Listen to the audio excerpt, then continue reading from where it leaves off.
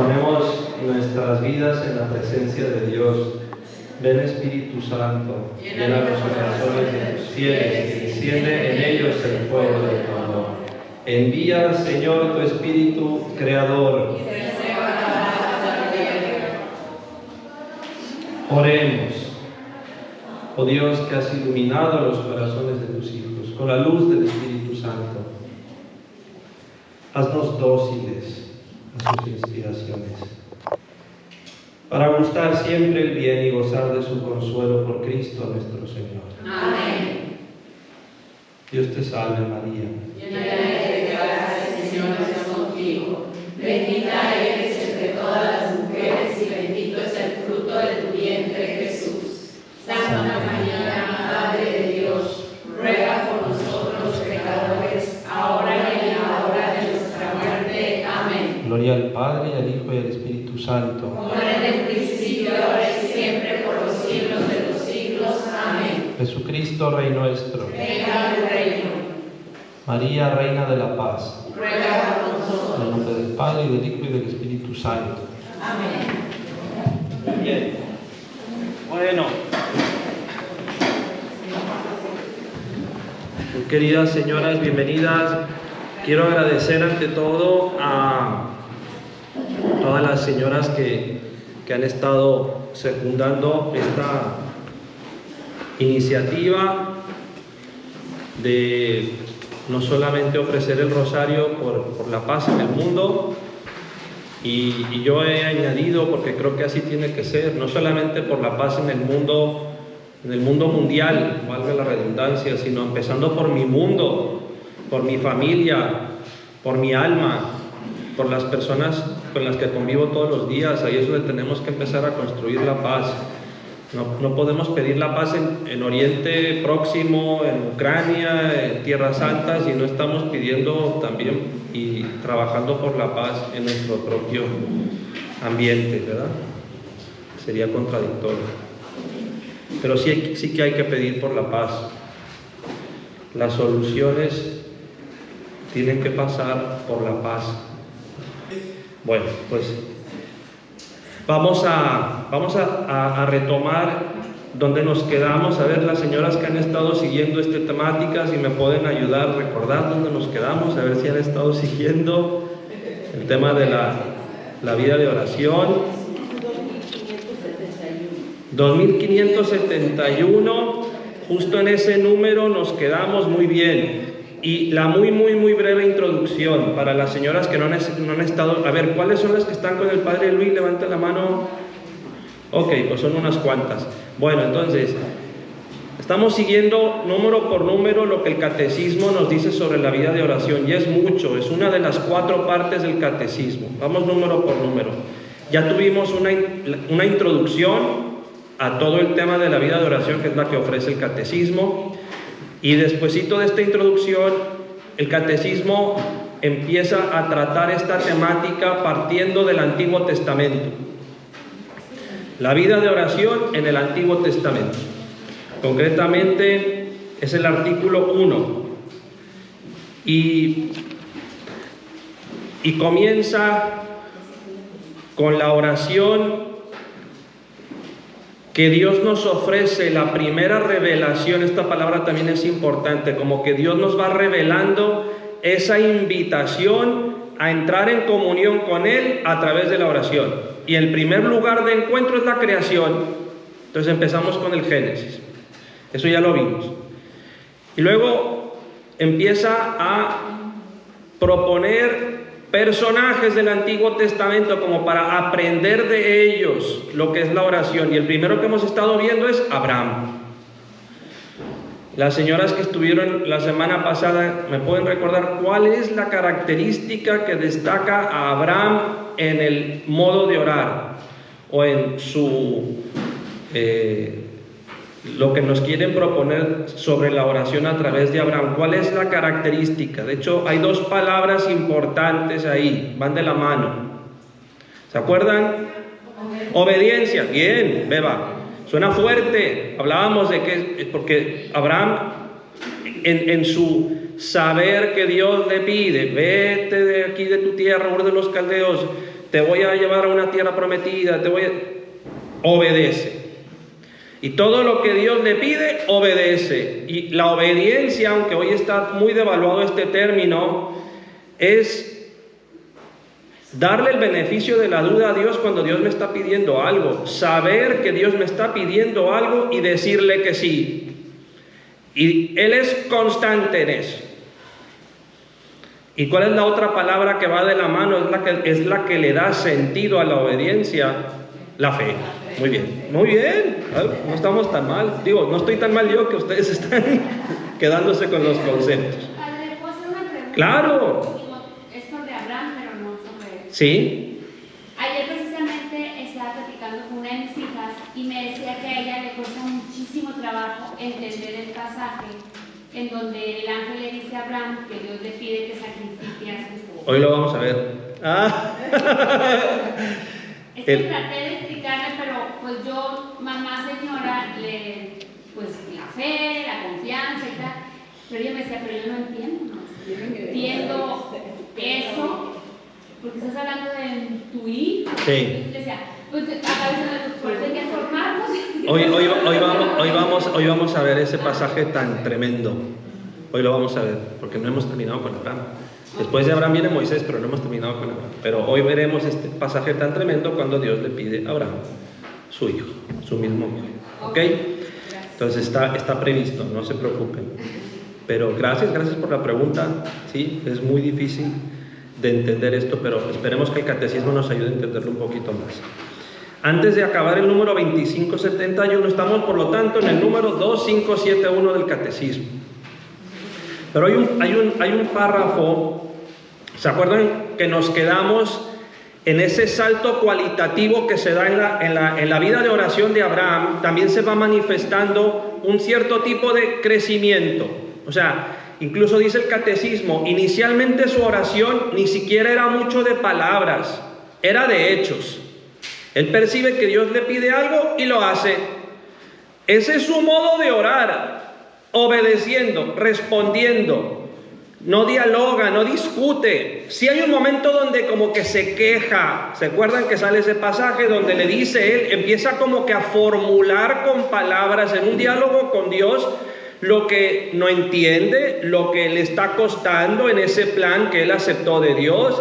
Y el tema concreto es, oye, tú me prometiste una descendencia y todavía no llega esa descendencia, ¿qué pasó? Y hablábamos de que la oración perfectamente incluye el, entre comillas, perdonen, no me lo tomen literalmente, pero discutir con Dios. Es decir, o sea, cuando tú no entiendes a Dios, cuando no estás de acuerdo con algo que Dios, díselo, como le cité al Papa Francisco, que también explica de una manera muy bonita. No te entiendo, pero díselo. Que eso que no entiendes no sea motivo para que te alejes, sino para que te abandones en Él y para que le preguntes. Pero como decía el Papa Francisco en una catequesis que yo les referí, una vez que tú te hayas desahogado con Él, quédate y escucha a ver qué te quiere decir también Él al respecto. Porque Él te va a querer ayudar a que entiendas eso que no entiendes, por lo menos que lo entiendas un poquito más y como mínimo que lo aceptes y que veas algo más de lo que no estabas viendo. Entonces ese diálogo se da con Abraham. ¿Y qué sucede después?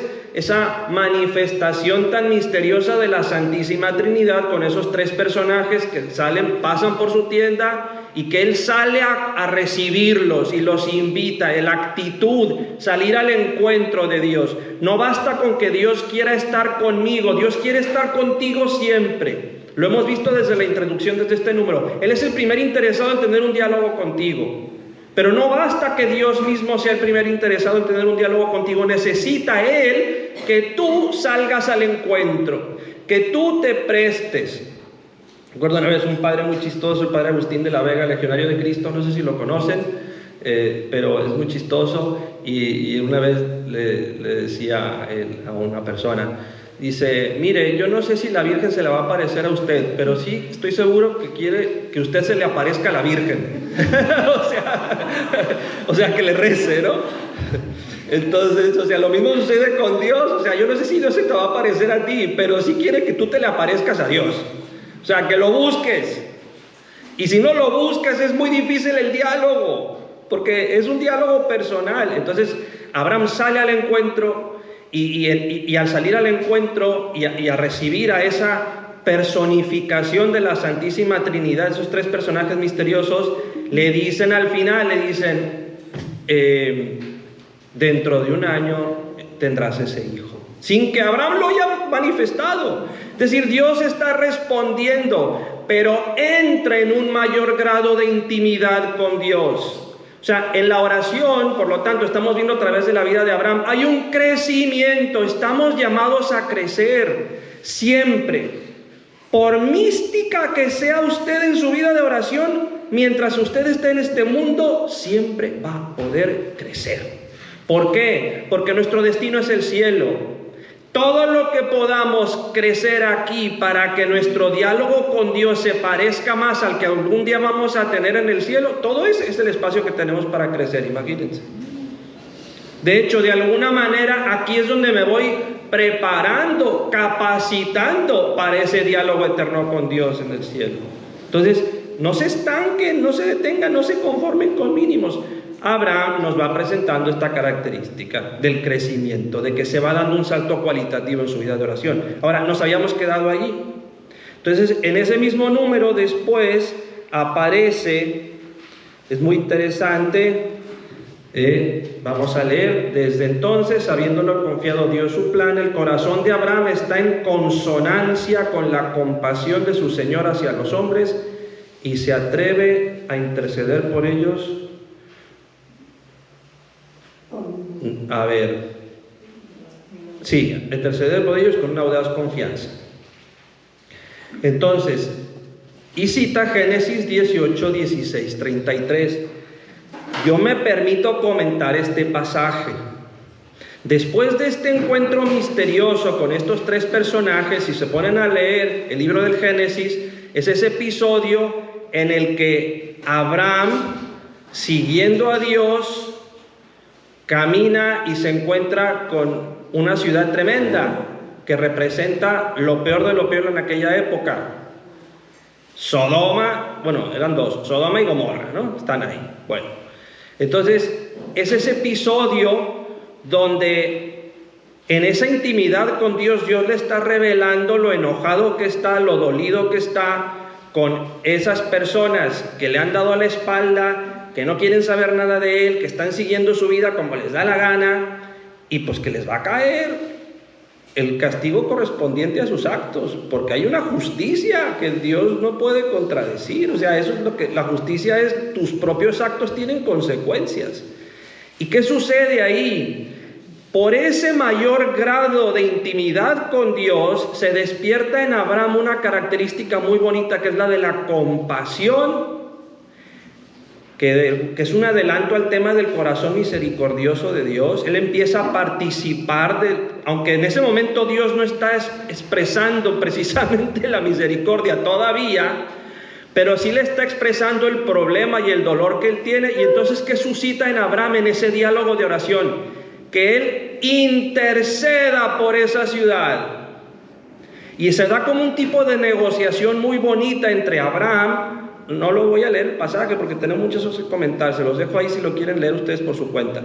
Se da como un tipo de negociación entre Dios y Abraham, donde Abraham le dice: Señor mío, ¿y si llegamos a encontrar 50 personas buenas ahí? ¿Los perdonas? Y Dios accede y dice: en atención a tu petición, si encuentro 50 personas buenas, los perdono. Y los perdono no a los 50, a todos. Señoras, este es un tema importantísimo. Esto les invita hoy a ustedes a tomarse en serio su oración de intercesión. ¿Cuántas veces ustedes, como madres de familia, como esposas, algunas ya como abuelas, traen la primera preocupación, la salvación de su familia, de sus hijos, de las personas que están a su alrededor, sobre todo cuando ves que hay alguna persona medio despistada en tu entorno? Tú puedes interceder por esas personas. Y es interesante, esto es palabra de Dios. La oración de Abraham ante Dios mueve el corazón de Dios, no para quitar la parte de la justicia que corresponde, sino para ampliar esa justicia a otro tipo de justicia que es la misericordia. La misericordia no está peleada con la justicia. Y esto es un tema teológico muy importante, es decir, la oración es capaz de cambiar el rumbo de la historia. Tu intercesión es capaz de cambiar el rumbo de la historia y de la historia de personas concretas. Personas que a lo mejor no piden por ellos mismos, tú pidiendo por ellos, tú estás intercediendo para que Dios tenga un trato con ellos diferente del que hubiese tenido si nadie pide por ellos. ¡Qué interesante! Dígame usted. O sea, ¿puedo orar así?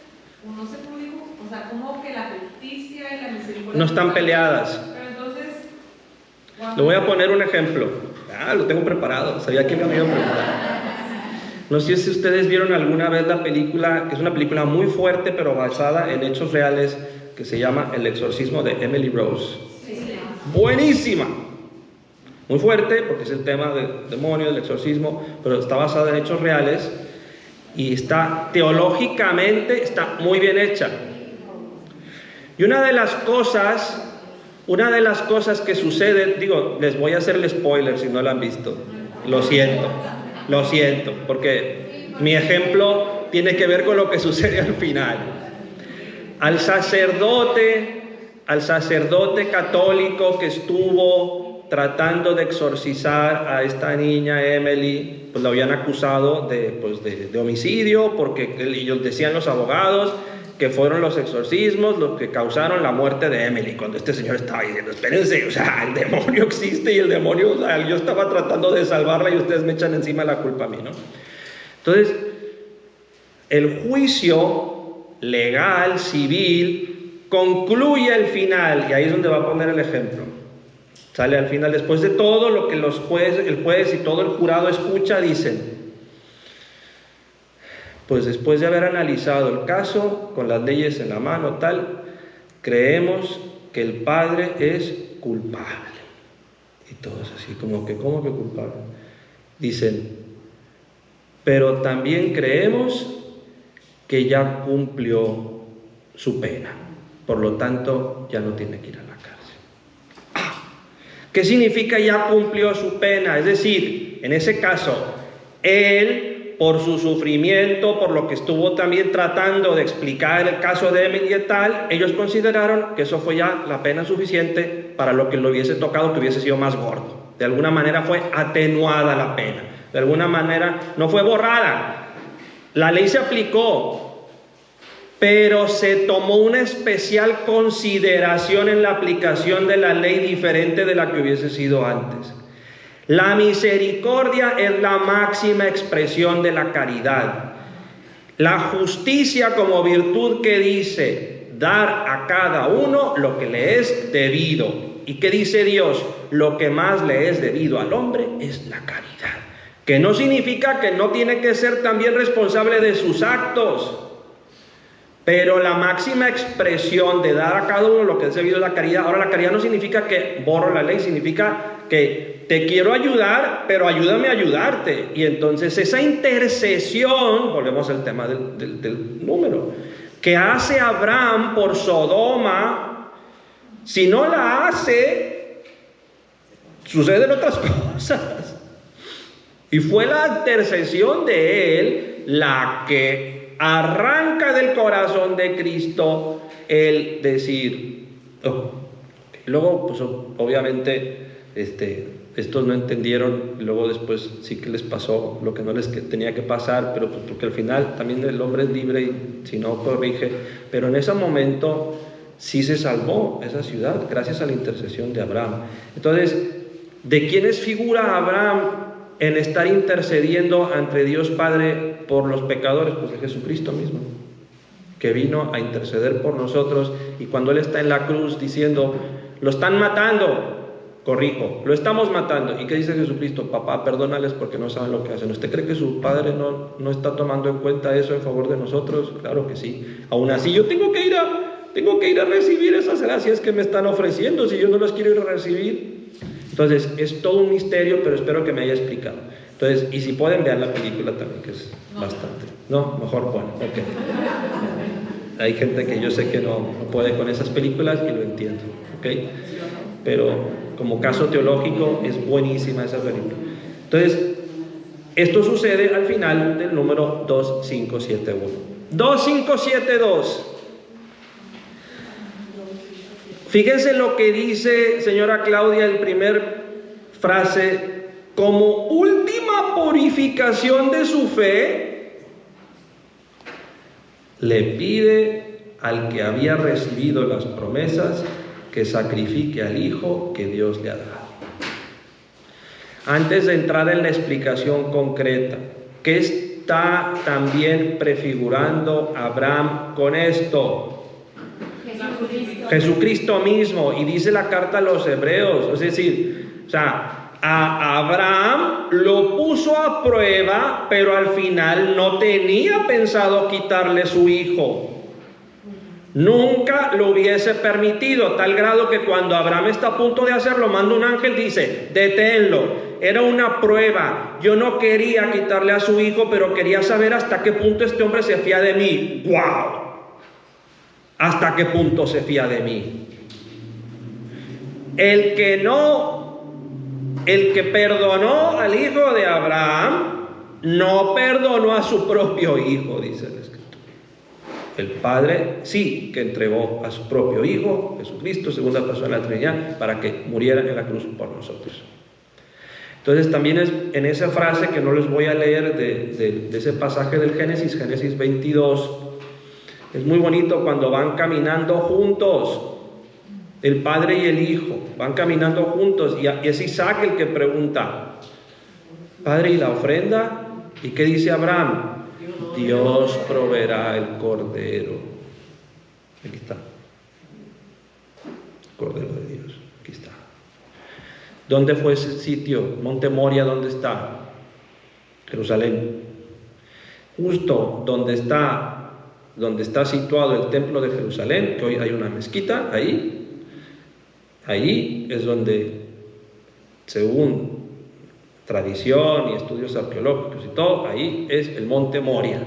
Ahí es donde Abraham estuvo a punto de sacrificar a Isaac. Por eso ese lugar es tan sagrado para judíos, musulmanes y cristianos. La cúpula dorada. Donde está la cúpula dorada era donde estaba pues el templo de Jerusalén. Entonces, y ahí eso se construyó sobre el monte Moria. Ese es el monte Moria. Padre, dígame. Justo a pensar mucho en ese, para que Isaac, hablando ahora del hijo, fuera tan dócilmente y aceptara lo que hablar. Imagínense, me imagino el amor que le ha infundido Abraham a Isaac sobre Dios, la obediencia, la docilidad, el respeto de Isaac. Muy buen punto. Aceptar también esa voluntad. Muy buen punto. Usted dice a nuestro hijo: vamos a misa. Hasta tiene uno que hacer hasta un trueque para ir a misa. ¿Y qué pasó con nosotros? ¿Por qué no hicimos esa educación tan pegada a la fe y al amor a Dios hacia nuestros hijos? ¿Qué diferencia hay entre aquel entonces al de? Bueno, usted está tocando hasta un punto que ahí nos podríamos ir todo 2 horas o 3. No, a ver, yo me quedo con lo que usted dice, que efectivamente, hablando de este tema, se pone en evidencia la fe de Abraham hacia Dios, pero también se pone en evidencia que esa fe de Abraham hacia Dios, los hijos también la notan y también la aprenden, y esa misma docilidad que Abraham está teniendo hacia Dios, pues Isaac por añadidura también la está teniendo, aunque él es el que menos entiende. Él no sabe las conversaciones que su padre ha tenido con Dios, pero se fía, ¿no?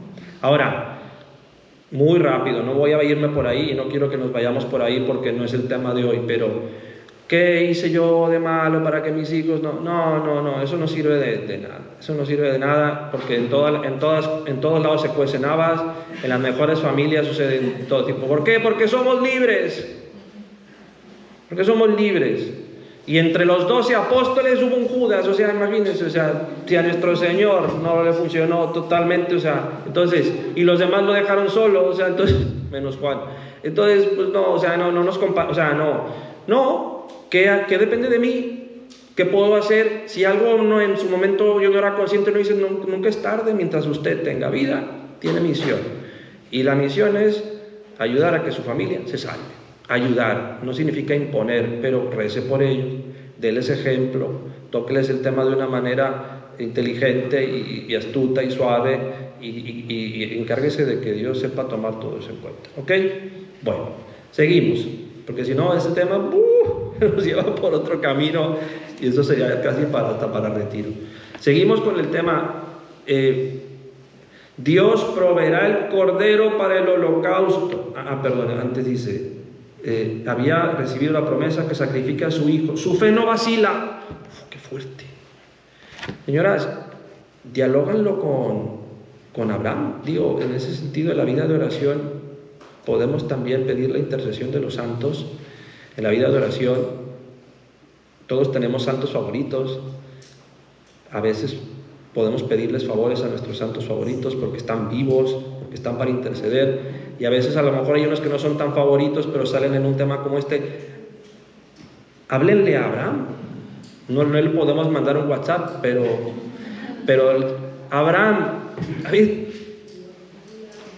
wow, o sea, explícamelo, o sea, ¿cómo viviste eso? O sea, a ver qué sale de esa oración. Les van a llegar luces muy bonitas. Pero Abraham lo que pone en evidencia es que se fía de Dios. Se fía de Dios. Más que de sus propios razonamientos, se fía de que es un Dios bueno, un Dios providente, que es el primer interesado en mi bien, y cuando me está pidiendo algo que por eso es contradictorio, Él sabrá lo que está haciendo. ¡Pum! ¡Wow! Se dice fácil. Se dice fácil. Es una gracia también, Ese tipo de fe es una gracia, hay que pedirla. Entonces vamos a seguir. Dios proveerá el cordero para el holocausto. Pensaba, qué poderoso era Dios aún para resucitar a los muertos. Es que aquí esta es la carta a los hebreos, esta es otra interpretación. Es hasta como si la carta a los hebreos estuviese tratando de explicar este tema como diciendo, incluso la fe de Abraham era tal que hasta pensando, hasta si lo mato, pues lo resucitará. Imagínense, pero qué fuerte. O sea, por otro lado, es contra natura esto. O sea, un papá no puede matar a su hijo. No digo que no puede, sí puede, tristemente, ¿no? O sea, todos los temas que hoy en día sabemos que atentan contra la vida, ¿no? Pero una madre y un padre que de verdad ama a su hijo, esto no se lo puede. Antes se quita la vida que quitárselo al otro, ¿no? Pero pues es un misterio. O sea, ahora vean lo que dice al inicio: última purificación de su fe. O sea, nunca serás probada más allá de tus fuerzas. Nunca te va a pedir algo Dios que antes Dios no sepa que con su ayuda eres capaz de afrontar. Entonces, que a mí nunca me pida eso, no se preocupe. Si usted no es capaz de eso, no se lo va a pedir. Obviamente, esto no se lo pediría yo creo que a nadie. Ni Abraham se lo pidió al final. Era una prueba. Pero tenemos otro tipo de pruebas en nuestra vida. El enfoque positivo, ¿cuál es? Si estoy en un momento en mi vida en que estoy sufriendo una prueba, dale la vuelta. Será porque Dios me está ofreciendo la gracia suficiente para poderla afrontar de su mano, porque Él no se contradice. Ese es el enfoque positivo. Esto también es tema de oración. ¿Cuántas veces yo les puedo, ahora tampoco es momento para eso, pero yo les puedo contar momentos en mi vida donde yo también le he tenido que decir a Dios, no te entiendo, no te entiendo. Y luego te lo explica. Y siempre te lo explica. Y siempre te das cuenta, ok, ahora sí ya entiendo por qué. En su momento a veces no se entienden las cosas. Después, si no te sueltas de Dios, Él te da la fuerza y hasta te lo acaba explicando. Seguimos. Así era el Padre de los creyentes. Se hace semejante al Padre que no perdonará a su propio Hijo, ya lo comentamos, sino que lo entregará por todos nosotros. Fíjense esta última frase: la oración restablece al hombre en la semejanza con Dios. Las que no estuvieron la semana pasada, a lo mejor no acaban de entender el catecismo. Una de las frases más fuertes que ya vimos en los números anteriores es que dice: que esa imagen y semejanza que tenemos como seres humanos, dice el catecismo, que el pecado borra la semejanza. O sea, hace daño a la imagen de Dios en el hombre. No la imagen. Y habíamos hablado ya de la distinción entre imagen y semejanza. No lo voy a repetir. ¡Qué bonito! La oración restablece la semejanza con Dios, la familiaridad con Dios, la comunión con Dios. ¡Qué importante es la oración! Ahí estamos restableciéndonos continuamente. No solo, la primera forma de restablecernos en la imagen y semejanza de Dios, pues es la vida de gracia. Y la vida de gracia es a través del sacramento de la confesión ordinariamente. Pero la oración te hace que te vayas sintiendo más familiar a Dios, que lo entiendes mejor, que te fías más de Él, que te sientes más acompañada por Él, más fortalecida por Él. La oración restablece al hombre en la semejanza con Dios y le hace participar en la potencia del amor de Dios que salva a la multitud. Es decir, en esa oración te va pasando también lo que Abraham, que ya no solamente estás preocupado por tus cosas en relación con Él, sino que te empiezas también a interesar por las cosas de los demás, se empieza a ampliar tu corazón y por eso estás intercediendo por otros. Tu corazón se empieza a parecer al corazón de Dios y empiezas a querer a los demás como Dios los quiere. Qué impresionante lo que se da en la vida de oración. Te transforma. ¿Preguntas? 2, 5, 7, 3. Dios renueva su promesa a Jacob. Ya, te das cuenta que ya pasamos Abraham, Isaac, estamos con Jacob. Saben que el nieto de Abraham, ¿verdad? Se sabe la historia. Entonces, y Jacob, pues, es el patriarca del cual provienen las 12 tribus de Israel. Que dan continuidad al pueblo de Dios. Bueno, Dios renueva su promesa a Jacob. La promesa que le hizo a Abraham es también para Isaac. Y la que le hizo a Abraham e Isaac es también para Jacob. Por eso, generación después, nosotros también somos herederos de esa promesa. Es una auténtica herencia en la fe. Por eso decimos literalmente, y es verdad, es mi padre en la fe también Abraham, aunque yo no sea de sangre judía, es mi padre en la fe. Porque hay una herencia que con él empezó, porque tenía que empezar con alguien para restablecer lo que se había perdido, pero que está destinada a todos los seres humanos. Por eso esa promesa, tu descendencia será más numerosa que las estrellas del cielo. Está toda la humanidad ahí representada. Qué bonito. Dios renueva su promesa a Jacob, origen de las 12 tribus de Israel. Antes de enfrentarse con su hermano Esaú, ¿saben la historia? El que le tocaba la primogenitura era el que recibía directamente, era Esaú. Pero pues este muchacho no estaba muy, digamos, interesado en las cosas de Dios. La mamá, que tenía buen ojo como siempre, decía, este pobre, no, este hijito, ay, pobrecito. Dice, pero este sí, este es el bueno, este es el que va a poder llevar adelante esta alianza y el plan de Dios. Entonces hace que la bendición de Isaac, cuando está a punto de morir, para que caiga, digamos, formalmente todas esas promesas y todas esas herencias, pues la mamá ahí hace un poquito de trampa, ¿verdad? Esa parte como que yo no la entiendo muy Sí, bien, está estirando la moralidad.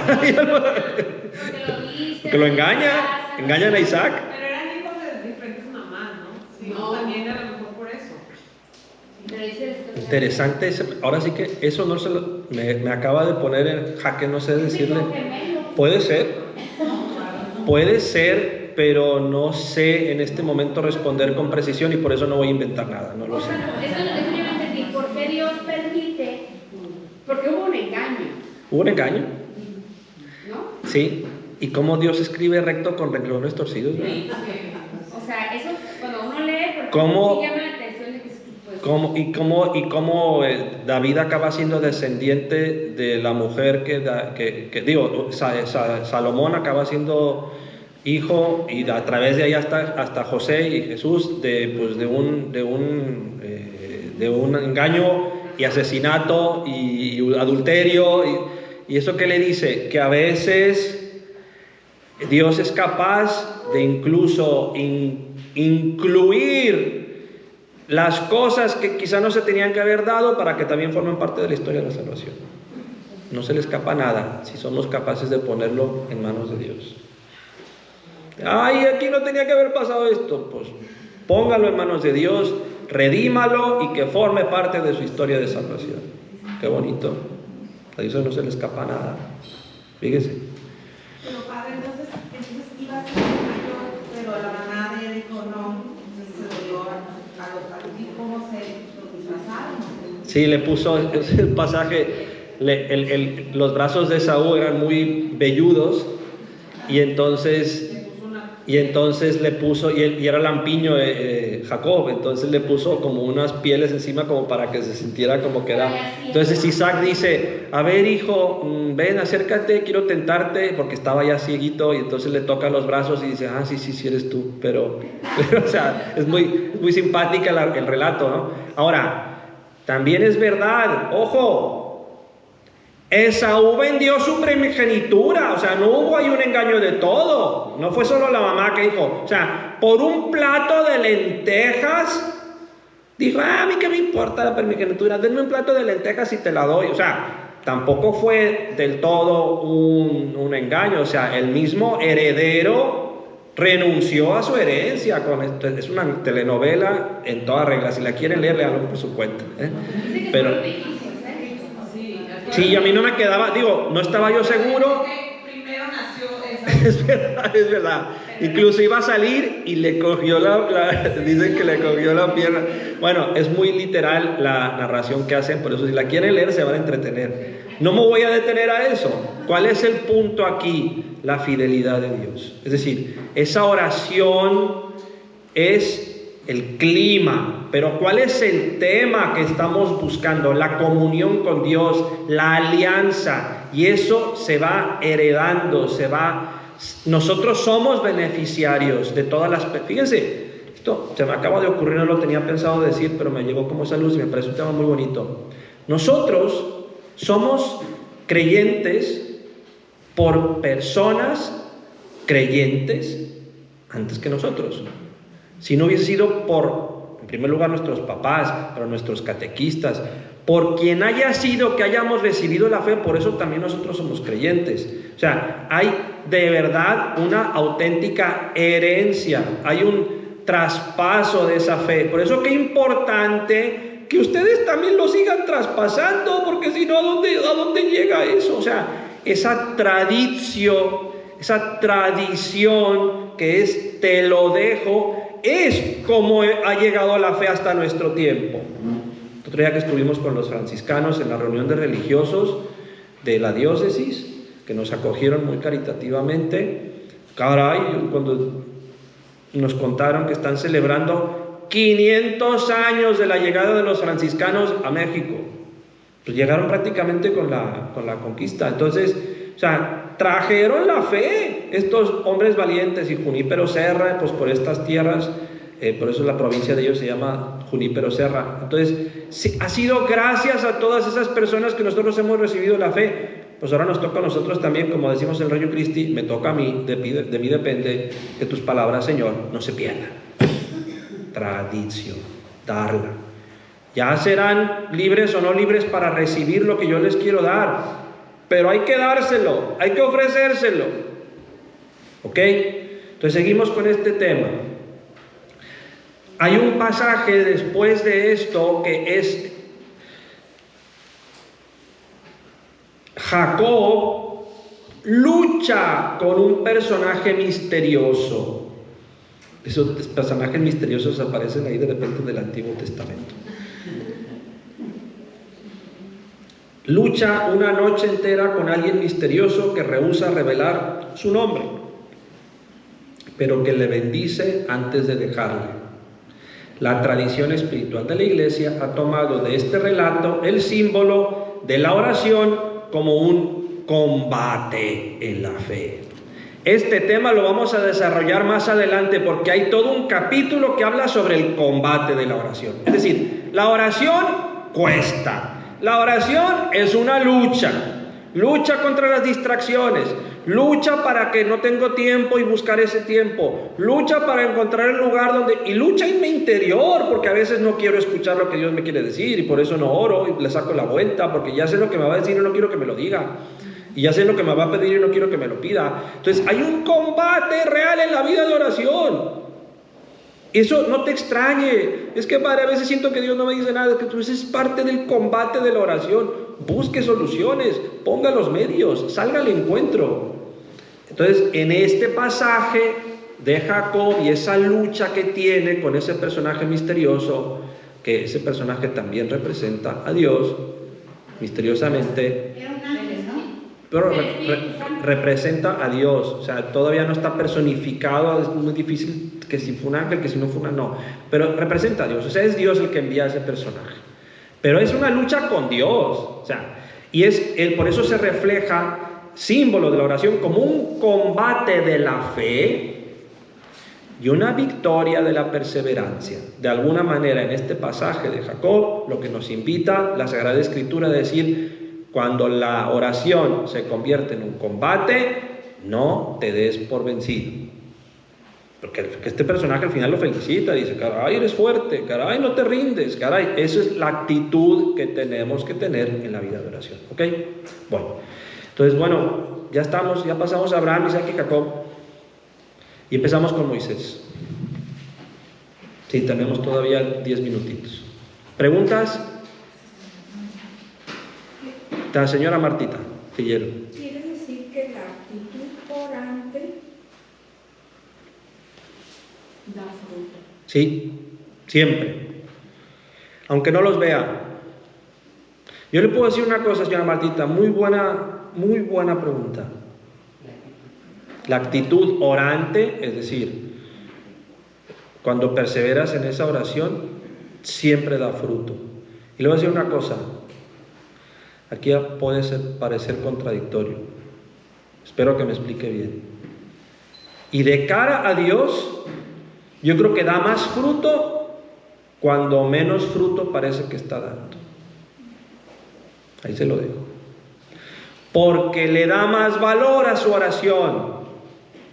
Cuando tú estás orando y es oscuridad y parece que no sirve para nada y no ves resultados y además, entre comillas, eso que ya hablaremos más adelante también, no siento nada. Ay, los sentimientos, cómo nos hacen a veces estorbo, porque quisiera sentir muy bonito y quisiera sentir esa manera como estuve el otro día cuando estaba a lo mejor delante del Santísimo en la Eucaristía, que sentía que hasta casi como sentía que Dios me estaba abrazando y luego de repente estoy orando y no sé qué estoy haciendo mal, ya no siento nada. Entonces, pero persevero, combate, no me doy por vencido. Esa oración de trinchera está dando mucho más fruto que la que ya estás recibiendo algo a cambio, que la que es simplemente porque te agrada. Porque en esa oración es donde se manifiesta el verdadero amor. Yo me gusta poner, cuando explico este tema, cuando estos temas me lo tocan en dirección espiritual, cuando lo explico, me gusta poner un ejemplo. Yo pongo, señora, lo pongo muy en relación de la mamá con el niño o con la niña pequeña. Ustedes pueden tener como memoria, o con su nieto o con su nieta. ¿Qué les gusta más? Cuando el niño o la niña pequeña viene y usted, ay, ¿cómo estás? Ay, mami, no sé qué, y te abraza y te llena de besos, te quiero mucho, qué buena eres conmigo, ay, tú también, ay, yo también te quiero mucho, no sé qué bonito, es un momento muy bonito de cariño, de afecto. Pero cuando ese niño y esa niña está enferma y está caprichosa y tú tienes que curarla y son las 2, 3 de la mañana y no se deja y está llorando y tú te acercas y la niña no para de llorar y tú tratando de calmarla y la coges en tus brazos y la estás tratando de que sienta tu cariño y tu afecto y tú estás hecha pomada porque no has dormido en 3 días y estás ahí la niña que tampoco te deja dormir esa noche y tú estás ahí queriéndola y amándola. ¿En qué momento estás manifestando más amor? En ese. ¿Y cuál te cuesta más? Ese. ¿Y cuál sientes que no hay? Ese. Pero tiene más mérito ese. Si del otro lado está Dios, ¿tú crees que no te lo va a tomar en cuenta? Tiene una lógica, ¿no? Entonces, también ahí les dejo. O sea, entonces sí, los frutos se dan siempre, pero se dan más cuando parece que no se están dando. En la perseverancia. En la perseverancia. O sea, en la perseverancia está el don, digo yo, porque... Pero como la mujer sirofenicia del Evangelio, cuando se acerca a Jesús y le dice, por favor, cúrame a mi hija, no le hace ni caso. Y luego, por favor, Señor, no he sido enviado más que a las ovejas de Israel. Y se le pone de rodillas, por favor, Señor, te lo ruego. No es lícito dar la comida de los niños para los perritos. Hijo de pobre. O sea, de peor en peor, o sea, ya solo falta que le dé un sopapo a la pobre mujer, o sea... Y la pobre mujer que le dice, sí, Señor, tienes razón, pero también los perritos se alimentan. No me voy. Y al final dice, grande es tu fe, mujer, que se haga lo que tú quieras. Pero ¿por qué perseveró? Porque estuvo hasta el final, porque se humilló, se dejó humillar en el sentido espiritual de la palabra, ¿no? Ahí, esos son esos pasajes misteriosos también donde tú dices, Señor, ¿qué pasó contigo? ¿Te levantaste de malas ese día o qué? Que no es verdad, no, eso es imposible. Estaba probando porque sabía la capacidad que tenía esa mujer y quería que, como el brillante, que salga lo mejor de ella. Y como testimonio también para los apóstoles que se habrán quedado ahí también diciendo, ya quisiera yo tener la fe de esta mujer, ¿no? Bien. Entonces, pues no sé si empezar ya con el tema de Moisés o lo dejamos para la próxima, porque ¿algo más preguntas? ¿Más preguntas? Digo algo de perseverar en la es un combate de la fe, es un combate de la fe y de... Pues será de la oración, o sea, de la perseverancia. Es la actitud, es decir, aplicado a la oración, Brita, es un combate, o sea, es una lucha, por lo tanto cuesta. ¿Y qué es lo que nos está invitando a Dios? Eso es lo que yo quiero decir. No tires la toalla, no lo dejes. Pongo ejemplo concreto. Imagínense que ustedes empiezan súper motivados después de un retiro, pues voy a empezar a retomar mi ofrecimiento del día por las mañanas y voy a intentar de buscar incluso un ratito para hacer mi oración por la mañana, que lo dejé hace tiempo y yo sé que lo tengo que recuperar, pero ya empiezo hoy. Y hoy quieres empezar y 1000 problemas que no te dejan. Ay, yo pensaba empezar hoy, bueno, mañana. Y mañana otra cosa. No, ya para qué lo intento. No, aunque pasen 3, 4, 5 días hasta que lo logres. Y cuando lo logras al día siguiente, y si un día te despistaste, que ya no te despistes 2, lo vuelves a tomar. Ese es el combate en la práctica. Es un ejemplo. Entonces, ¿qué requiere? Requiere una actitud perseverante, de lucha, pero también requiere la fe. O sea, Señor, lo hago por ti. Porque yo sé que tú estás ahí, tú eres el primero que me estás esperando. Tú eres el primer interesado, pero estás esperando que yo también quiera salir al encuentro. Y sé que esa oración dará fruto. Tú sabrás cómo, cuándo, dónde. Qué bonito. Eso es el clima en el que estamos llamados a vivir la oración, ¿verdad? Entonces, pues ya lo dejamos mejor para la próxima. Ya 4 minutos, pero voy a leer el número 2574 y luego ya lo retomamos la próxima vez. Aquí la función que ya apareció en Abraham va a aparecer todavía más. El subtítulo dice Moisés y la oración de mediador. Mediador. Ay, cómo cuesta el tener que ser mediador. Y ustedes también tienen esa vocación como madres, como esposas, de ser mediadoras. Ay, que ya se peleó mi hijo con mi papá, con mi esposo, o ya se pelearon los hermanos y ahora tengo que ir yo a mediar, ¿no? Bueno, en nuestra oración con la intercesión es el primer ejemplo donde yo me convierto en mediador entre Dios y las personas que yo quiero. Y yo me pongo a platicarle a Dios, a lo mejor le digo, Señor, yo sé que ya tú lo sabes, pero te lo voy a contar. Ten compasión de mi hijo. Mira, pobrecito, tuvo sus heridas cuando era jovencito, tuvo malos ejemplos, yo pues lo eduqué en la fe, pero luego hubo personas que le empezaron a hablar de otras cosas, sobre todo cuando entró a la prepa o cuando se fue a la universidad, y tuvo... Te lo encargo, Señor, de verdad, no es mala persona. Oiga, señora, ¿suena o no suena verosímil díganselo? Díganselo, porque es que Dios ya lo sabe, claro que ya lo sabe, pero está esperando también tu mediación. Y eso se da en el clima de oración. ¿Ok? Ya hablaremos de Moisés. Y voy a empezar, antes de introducir este tema, el 2574, el próximo miércoles, con un pasaje muy hermoso, que ahora mismo no lo tengo preparado, pero voy a empezar por ahí. Cuando antes de que Dios incluso llama a Moisés, cuando el pueblo de Israel está en Egipto bajo la esclavitud, es un pasaje muy hermoso del Antiguo Testamento donde Dios escucha el clamor del pueblo, aun cuando el pueblo no se estaba dirigiendo a Él, para que vean la capacidad, o sea, el sufrimiento de las personas que Él quiere no es indiferente. Incluso cuando esa persona sufre y no se dirige a Él, Él se da por aludido.